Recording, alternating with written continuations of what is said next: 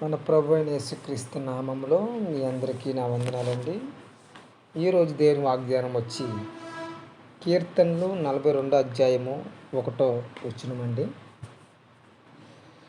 దుప్పి నీటి వాగుల కొరకు ఆశపడినట్లు దేవా నీ కొరకు నా ప్రాణము ఆశపడుచున్నది.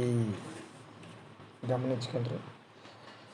ఎలాగైతే దుప్పి నీటి వాగుల కొరకు ఆశపడుతుందో అలాగ మనము దేవుని కొరకు మన ప్రాణం ఆశపడుచున్నదండి. దుప్పి నీటి వాగుల కొరకు ఎప్పుడు ఆశపడుతుందో తెలుసా మీకు? అడవిలో ఉన్నప్పుడు ఒక వేటగాడు ఒక బాణము కానీ గోలిసి కానీ దాన్ని షూట్ చేసినప్పుడు కానీ బాణం వేసినప్పుడు కానీ ఎప్పుడైతే దానికి బాణం గుచ్చుకుంటుందో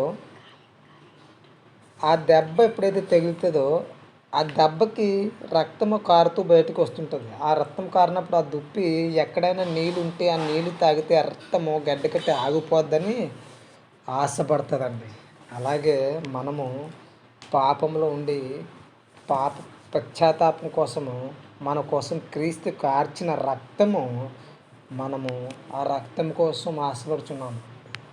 ఎప్పుడైతే మన రక్షణ తీసుకుని ఆ క్రీస్తును మన సొంత రక్షకుడి కింద ఒప్పుకుంటామో అప్పుడు మనకు ఆశీర్వాదం వస్తుందని మనం నమ్ముచున్నాను.